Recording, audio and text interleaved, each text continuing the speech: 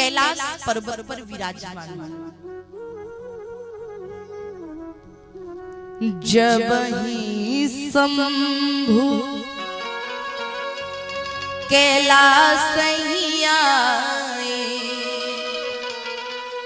सुर सब निज निज लोक सिधाए। जैसे ही महादेव जी पधारे, ये जो प्रसंग है ना, वो रामचरितमानस का बड़ा अद्भुत प्रसंग है। आज परिस्थिति क्या है, देवादिदेव महादेव कैलाश पर विराजमान,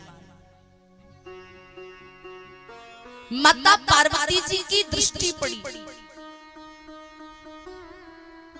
माता पार्वती जी जैसे ही भगवान शंकर के समीप आई,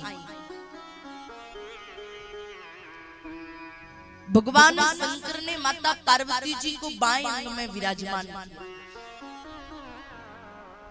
आज श्री माता पार्वती जी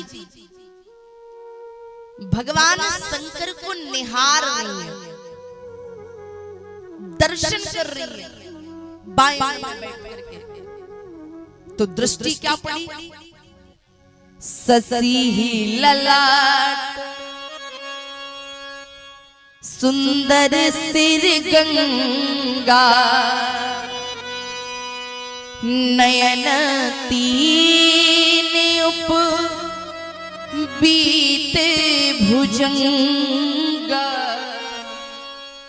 माता पार्वती जी ने देखा कि भगवान शंकर के गले में भुजंग सर्प डला। पार्वती जी प्रसन्न हुई,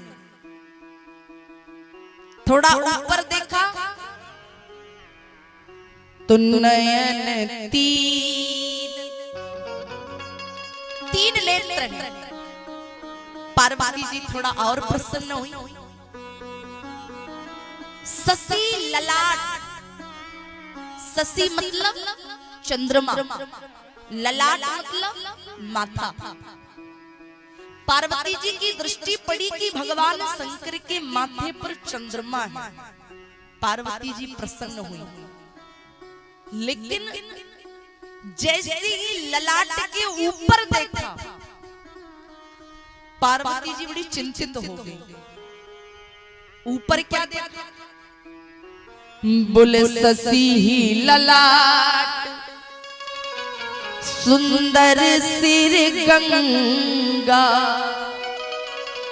जैसे ही महारानी गंगा को देखा जटाओं, पार्वती जी ने भगवान शंकर से पूछ लिया,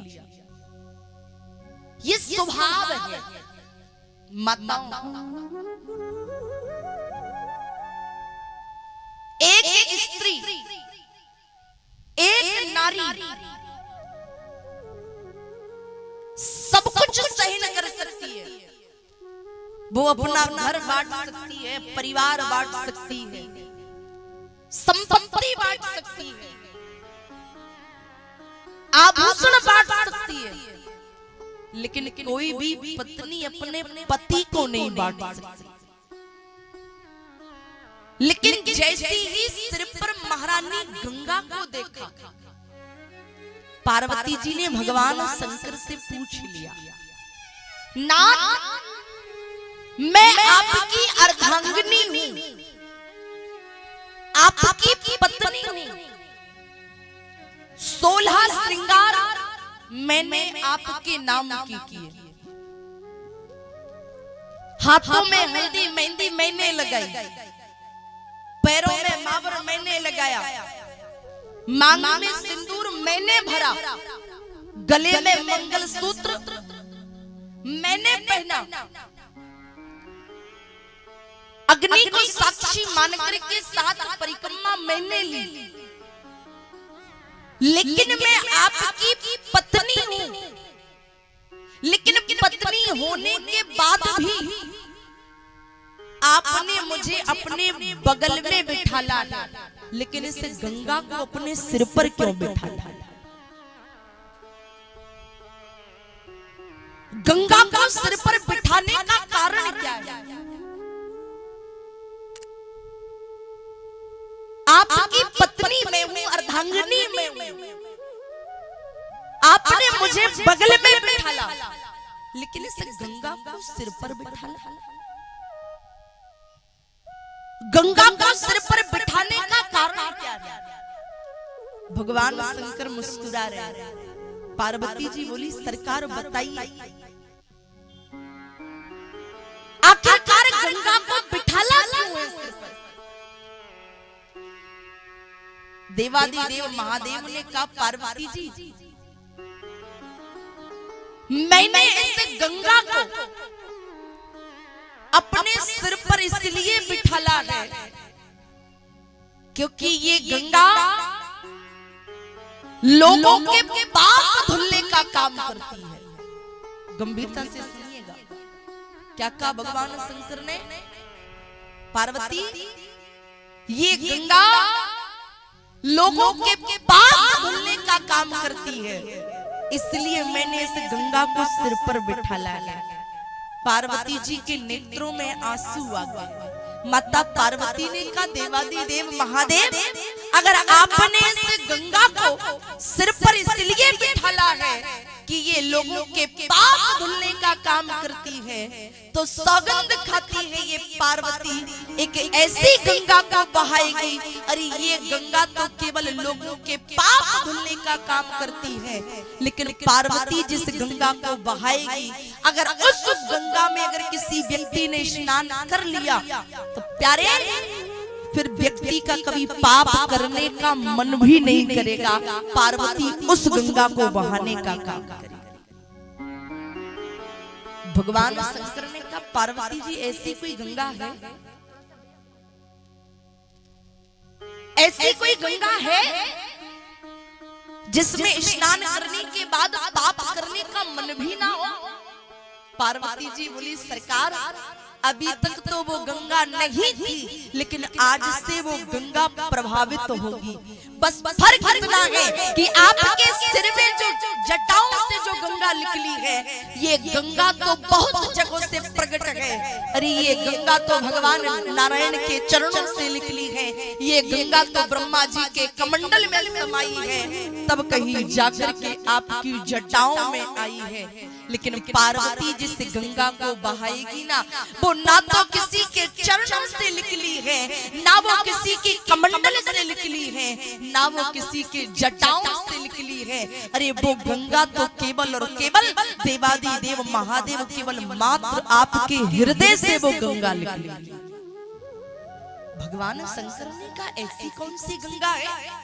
पार्वती जी दोनों हाथ जोड़ के बोली, सरकार, ये आपके सिर पर जो गंगा है ना, इसका नाम तो भागीरथी गंगा है। जो भगवान शंकर के जटाओं से निकली है, उस गंगा का नाम क्या है? भागीरथी गंगा। लेकिन सरकार, आपके हृदय से जो गंगा निकलेगी, उस गंगा का नाम जानते हो क्या है? भगवान शंकर पूछ रहे, क्या नाम है उस गंगा का?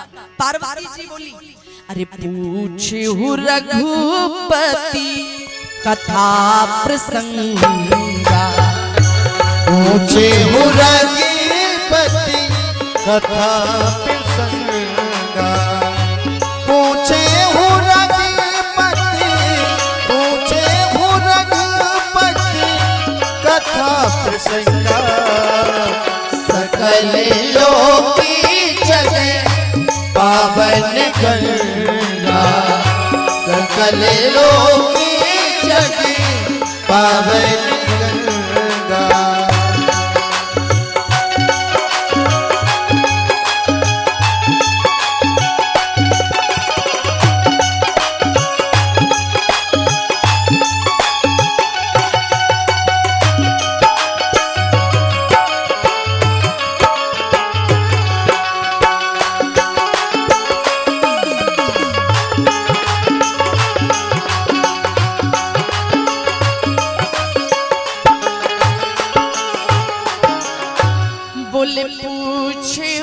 रघुपति कथा प्रसंगा और सकल लोकी जग पावन गंगा।